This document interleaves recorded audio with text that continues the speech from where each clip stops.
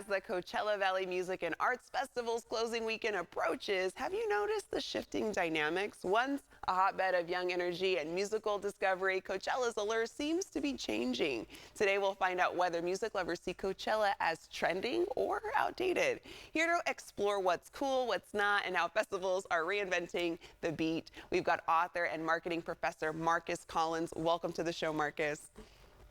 Hello there. Good to see you again. Yes, happy to have you back on. So Marcus, Coachella, it's a hot topic. Start by telling us about kind of the culture impact Coachella has made. Coachella is an opportunity for music fans, cultural creators, cultural practitioners to come together. And these moments, they're rich in cultural practice, whether it's the music, the fashion, the aesthetic, all the things that signal that you are a part of the thing. And over the years, as Coachella has grown in popularity, they've brought new people to the fold that may not be of that traditional collective. It's sort of like Burning Man.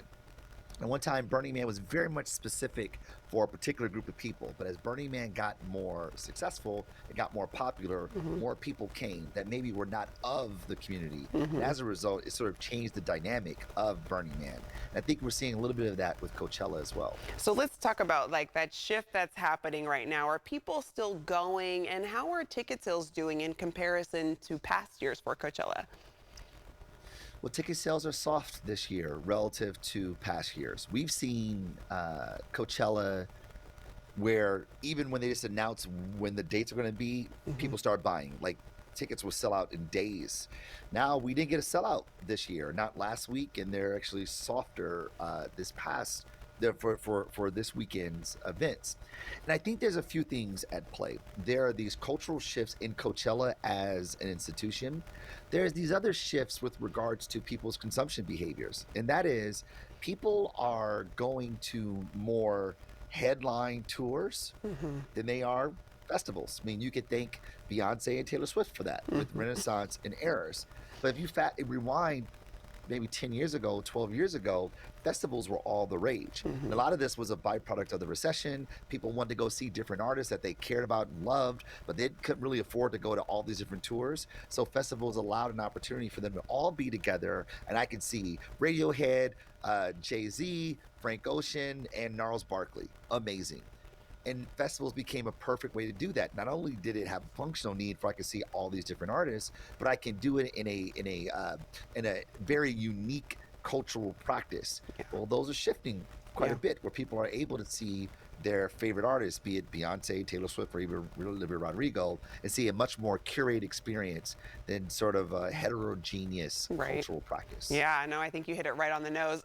I was somebody who saw the Beyonce concert as well, too. So like you were saying, there's these big concerts that people can check out. So now these festivals, I don't know if it still holds that heavy weight that it used to. Would you say age plays a part in Coachella? Because I remember it being cool when I was a teen. It was a thing. I wish I could go, but it was too expensive. Is that the case now?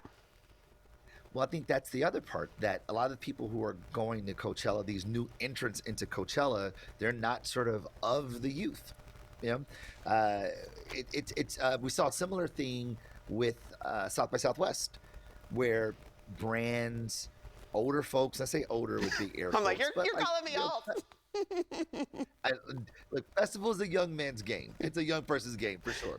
But I mean, the idea is that more people who are not reflective of who the original sort of target was makes it feel less compelling. It's sort of like, in a hyperbolic way, it's like when your parents got on Facebook. You're like, oh man, this used to be kind of cool, but now my mom's here, So I don't want to be on it. I go find a new thing.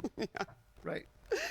Okay, so let's talk about the influence of influencers. What are your thoughts on this shift and its impact on the festival experience? Because you're seeing a lot of them there now, and they're doing a lot of posting. Is that creating kind of a different kind of shift for Coachella and music festivals? I think it creates receipts as to whether or not I should be there. If your favorite influencer, who's representative of a very specific subculture that is extremely connected to the ethos of Coachella, you go, oh, I need to be there. But if it's a place where everyone is, and people who you don't feel that you necessarily connect to or reflective of you, you go, oh man, everyone's there. Maybe Yeah. I shouldn't be. And it's a very fine line. And that line really is about intimacy. It's about understanding the texture of what's cool, what's not, Yeah. what's in, what isn't, what's acceptable, and what people like us don't do. And for a festival to sort of hold that space where they have critical mass, but it's representative of all the right people, that's the sweet spot. That's really Hmm. where you want to be. And I remember launching Made in America Music Festival back in 2012 with Budweiser and Rock Nation. Curating the right people was tantamount to its property's success because the right people make up the culture, and the culture is what makes these things actually meaningful, that they Yeah. have cultural gravitas such that people like me need to be where people like me are. Yeah, because I mean, when you go to a festival too, like you've been mentioning, it's a community. Usually, it's a group of people you have the same similar likes and interest in music that can be just all over the place, which is really fun to see people just knowing as much as the lyrics as you do. How can music festivals like Coachella build up their core audience again? Well, I think that they're going to have to do a few things. One, be very mindful about their lineup, be very choiceful and contextual about their lineup. And I know they do that already, but being even more meticulous about the people that come to perform because those people are going to be a magnet for other people. Mhm. And then being very specific about who is invited. Now, everyone can buy a ticket at Coachella, but maybe they scale back on the number of brands that can show up. Yeah. Maybe they scale back on sort of the commercialization of Coachella in an effort to safeguard the community, in an effort to ensure that communities members show up and feel like there's community there, not Mhm. like, who you, Hoppo? Who this Right. girl, Hoppo? Like, you need to make sure that like they're representative of people like us. Yes. And I think Coachella can do that. I think Coachella will be able to do that, much like the Lollapaloozas of the world are going to have to do this as well. It's going to be a little bit of a lull while they try to build back what made it special. But I think that they'll do this. All right. We're rooting for them. Marcus, thank you so much for joining us today and giving us a little bit more insight to Coachella and what's to come. You can check out Marcus's book, For the Culture, wherever books are sold. And to catch this interview again, you can find it on our website momentarily at yourcalifornialife.com.